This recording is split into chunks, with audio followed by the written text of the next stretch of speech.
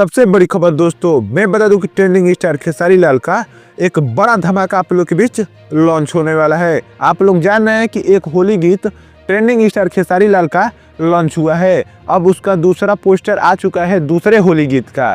तो चलिए बात करते हैं कि ये वाला होली गीत आप लोग के बीच कैसा होने वाला है। तो आपका स्वागत है हमारे चैनल पर। अगर नए हैं तो हमारे चैनल को सब्सक्राइब जरूर कीजिएगा और लास्ट तक देखना ना भूलिएगा। मैं बता दूं कि ट्रेंडिंग स्टार खेसारी लाल का जो पहला होली गीत है वो कुछ दिन पहले आप लोग के बीच लॉन्च कर दिया गया था।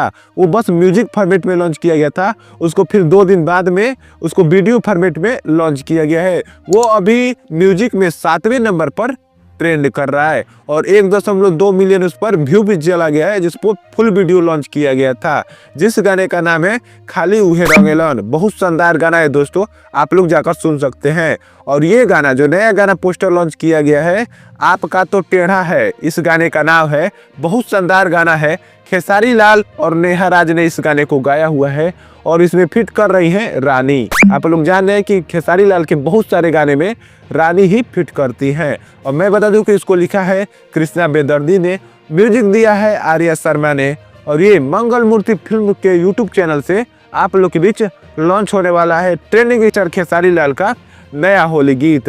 हो सकता है कि आज आपको इसका टीजर दिख जाए और कल इसका फुल वीडियो आप लोग के बीच लॉन्च किया जाए।